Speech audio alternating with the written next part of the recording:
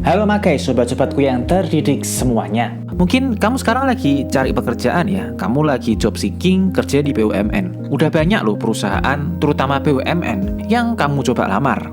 Tapi kok belum ada satupun yang tembus ya? Kamu mungkin mulai mikir, apa permasalahannya ada di dirimu? Atau emang kamu itu nggak cocok sama kader yang BUMN itu cari? Sebenarnya mau masuk kerja di BUMN itu nggak sesulit itu kok. Asalkan kamu itu masuk ke dalam kriteria yang emang ada di hampir setiap BUMN, terutama BUMN yang besar-besar, kayak misalnya Pertamina, Telkom, PLN, atau bank BUMN besar kayak Mandiri, BNI, atau BRI. Jadi kali ini gue bakal bahas sebenarnya apa aja sih syarat-syarat supaya kamu itu bisa kerja, keterima di BUMN. Syarat-syarat ini tuh sebenarnya nggak rahasia dan nggak bisa dirahasiain juga sih. Tapi masih banyak yang nganggep ini tuh hal yang rahasia dan tabu buat diomongin. Cerita ini juga gue dapetin setelah pengalaman gue 3 kali kerja di BUMN yang beda-beda. Dan nggak lupa juga sekarang ini gue kerja di PT Pertamina. Jadi buat kamu yang penasaran, stay tune ya. Buat kamu yang belum subscribe channel ini, jangan lupa buat subscribe channel ini. Buat kamu yang ngerasa konten kayak gini ini bermanfaat buat kamu, jangan lupa buat like. Dan kalau kamu merasa konten ini bermanfaat buat temenmu, jangan lupa buat share videonya ya.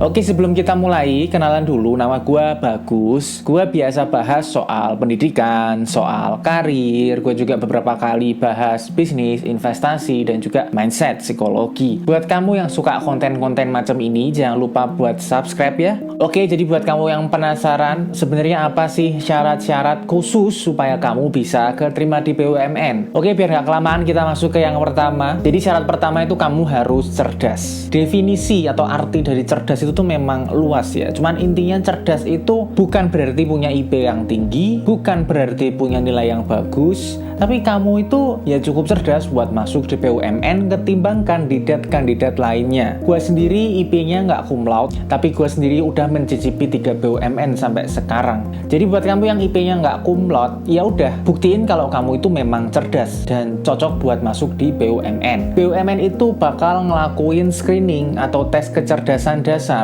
dalam setiap seleksi karyawan. Metodenya ada banyak, tes-tesnya juga macam-macam, tapi intinya satu, ngukur seberapa cerdas kamu dan cukup nggak buat diterima di perusahaan mereka. Buat beberapa BUMN memang ada loh, ngelihat kecerdasan ini dari alumni universitas. Itu nggak bisa dipungkiri, memang nyata adanya. Nggak harus negeri, tapi paling nggak kelihatan kalau masuk di universitas itu tuh susah dan lulusnya juga susah. Jadi dari situ BUMN udah bisa ngelihat kandidat ini lulusan dari kampus ini berarti dia sudah cukup kompetitif buat masuk ke perusahaan mereka. Tapi buat kamu yang memang pengen banget masuk BUMN dan alumnimu itu kelihatannya udah nggak menarik buat tim rekrutmen, kamu bisa ambil studi lanjut, ngambil alumni yang kelihatannya lebih menjual dan menunjukkan kalau kamu itu cerdas. Biarpun emang nggak selalu gitu, tapi kenyataannya pandangannya masih kayak gitu. Terus yang kedua ada komunikatif. Maksudnya komunikatif itu sebenarnya masih nyambung juga sama kecerdasan ya. Soalnya ada orang yang punya kecerdasan verbal yang bagus. Jadi dia ngomongnya bagus tanpa harus latihan dan ada dalam DNA mereka. Tapi kenyataannya juga skill komunikasi yang bagus itu nggak cuma dilahirkan tapi bisa dipelajari. Belajar komunikasi itu sama aja kayak belajar hard skill lainnya. Cuman bedanya kalau soft skill komunikasi itu harus banyak latihan, dipraktekin di dunia nyata. BUMN itu bakal ngelihat seberapa komunikatif orang itu dari biasanya tes FGD atau focus group discussion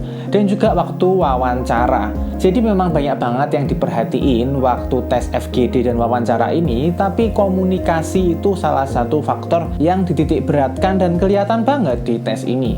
Kenyataannya itu BUMN juga nggak banyak ngerjain semuanya sendirian. Maksudnya nggak langsung dikerjain sama karyawannya, tapi mereka hire konsultan atau kontraktor. Jadi yang penting itu dari orang BUMN itu bisa mengkomunikasikan kerjaannya dengan baik. Kalau kamu tipe orang orang yang kerja sendiri, nggak mau komunikasi kanan kiri, itu rada sulit masuk ke BUMN. Kamu akan lebih keterima di kampus atau konsultan, dan kamu mungkin aja ngerjain pekerjaannya BUMN. Tapi kalau orang BUMN itu butuhnya orang yang nggak perlu pinter-pinter banget, tapi yang jelas komunikasinya bagus. Terus yang ketiga itu sopan. Maksudnya sopan itu ya jelas kan, sebenarnya kamu juga udah paham orang yang sopan itu kayak gimana.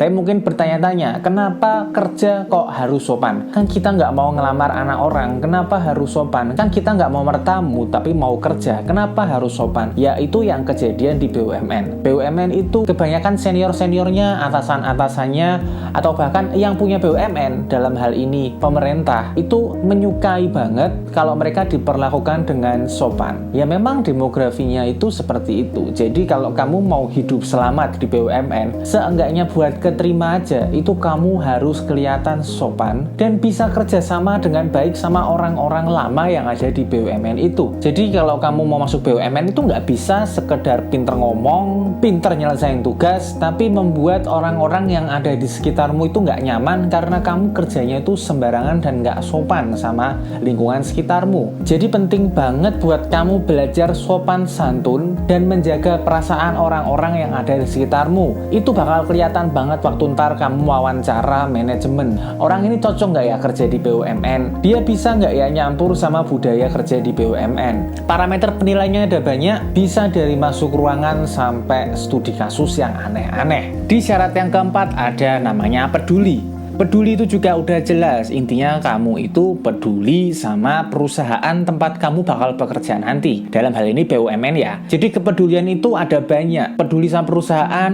peduli sama yang wawancara, peduli sama teman-teman kerjamu entar, peduli sama senior-seniormu. Itu tuh penting banget buat kamu bisa keterima atau enggak di BUMN. Yang paling gampang itu pertama kalau kamu mau masuk ke suatu perusahaan, waktu wawancara apalin visi misinya. Jadi kelihatan sebenarnya kamu itu tahu mau masuk ke perusahaan yang arahan besarnya mau pergi kemana. Jadi nggak cuma kamu nyelesain pekerjaanmu terus pulang, tapi kamu harus peduli sebenarnya perusahaan tempatmu kerja itu mau kemana arahnya. Kamu juga harus peduli sama yang namanya tata nilai. Jadi setiap BUMN itu sekarang punya tata nilai akhlak. Akhlak itu singkatan 6 huruf. Salah satunya harmonis yang udah gue jelasin tadi, itu menjaga lingkungan sekitarmu, dan masih ada 5 poin akhlak lagi itu harus kamu pedulikan dan juga harus kamu tanamkan waktu kamu mau kerja di BUMN. Kalau orang pinter ngomong, pinter kerja, tapi nggak punya kepedulian, nggak sopan, tentu aja bakal sulit banget kerja di BUMN. Mungkin kamu jadi bintang kalau masuk startup atau perusahaan swasta, tapi kalau di BUMN memang ada syarat-syarat kayak gitu. Di syarat kelima ada persyaratan sehat. Maksudnya sehat apa? Iya, sehat jasmani dan juga rohani. Maksudnya sehat jasmani,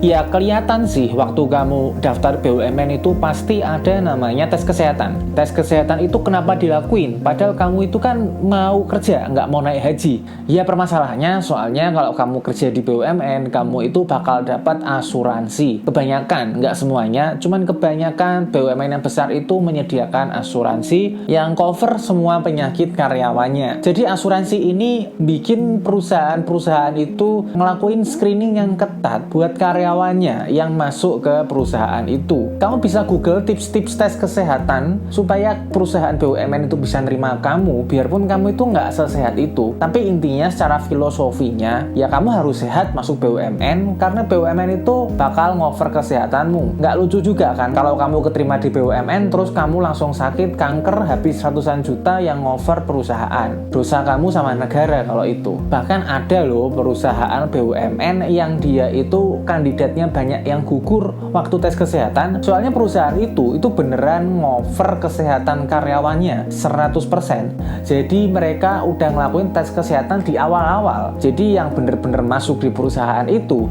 ya bener-bener sehat. Pinter dan kawan-kawan itu belakangan, yang penting sehat dulu. Itu ada BUMN yang kayak gitu.